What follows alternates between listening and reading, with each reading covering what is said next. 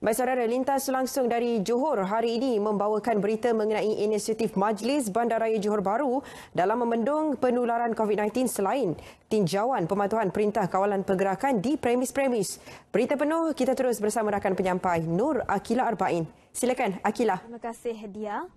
Perintah Kawalan Pergerakan selama 14 hari yang diumumkan Perdana Menteri Tan Sri Muhyiddin Yassin bukan sahaja peluang kepada orang ramai untuk tinggal di rumah bagi mengelak penularan COVID-19.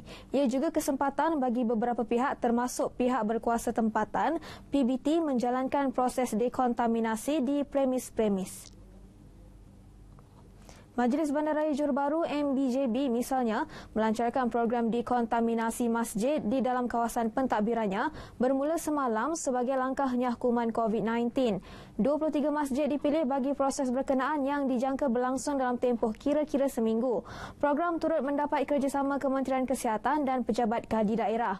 Pengarah Jabatan Kesihatan MBJB Dr. Aslinda Salikin memaklumkan 5 pasukan digerakkan sepanjang tempoh tersebut dengan mengenakan peralatan pelindungan diri PPE. Kita jadualkan dalam tempoh seminggu ini ataupun selewatnya 31 hari bulan Mac. Tetapi masalah kita adalah untuk mendapatkan bekalan PPE yang lengkap di mana untuk kegunaan anggota kita, di mana kita mengikut prosedur garis panduan yang ditetapkan oleh pihak KKM dan kita tidak mahu expose kita punya anggota kepada risiko. Sejak semalam, sebanyak 10 buah masjid dikontaminasi dengan tumpuan proses nyakuman di ruang solat, tempat wuduk, laluan pejalan kaki dan tempat duduk. Tinjauan pasaraya di sekitar Johor Bahru pula mendapati pengusaha-pengusaha mempraktikkan langkah kebersihan dan sanitasi ke atas semua pengunjung yang berada di premis. Usaha tersebut sebahagian daripada tanggungjawab bersama mereka dalam membendung penularan wabak COVID-19. Pengurus besar sebuah pasaraya di Senai, Mas Imran Adam berkata, langkah sanitasi tersebut secara tidak langsung mampu memberi keyakinan kepada pengunjung untuk meneruskan pembelian dengan selamat.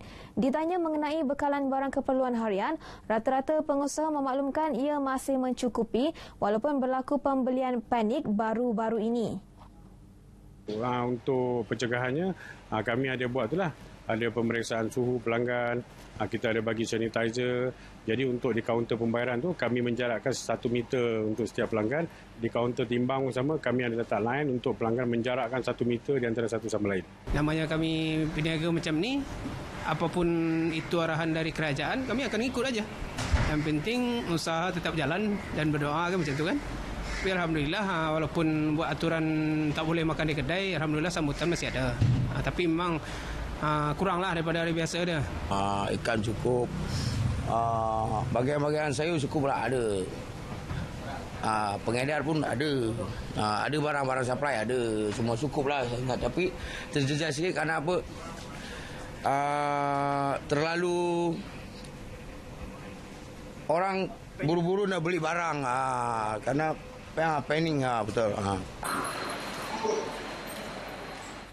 Sebanyak 46 buah keluarga menerima sumbangan wang ihsan selepas terlibat dalam bencana ribut yang memusnahkan sebahagian daripada rumah mereka pada 11 Mac lalu di Taman Desa Permai, Johor Bahru. Sumbangan tersebut diserahkan oleh Pengerusi Jawatan Kuasa Pembangunan Wanita, Keluarga dan Masyarakat Zaitun Ismail sebanyak RM31,500. Setiap keluarga menerima bantuan mengikut jumlah kerugian yang ditanggung selepas kejadian ribut tersebut. Sumbangan wang ihsan tersebut hasil daripada Jabatan Kebajikan Masyarakat, Majlis Agama Islam Johor dan Yayasan Penyayang. Majlis Agama Islam Johor menyumbangkan 21,100, Yayasan 14,800 dan JKM 4,600. Dan sebenarnya kalau ikut ada 56 buah rumah, tetapi kita hari ini menyampaikan untuk 46 buah rumah disebabkan mungkin dokumen-dokumen yang kurang lengkap daripada mangsa. Beliau berharap jabatan-jabatan yang bertanggungjawab dapat membantu lebih ramai mangsa bencana yang memerlukan bantuan.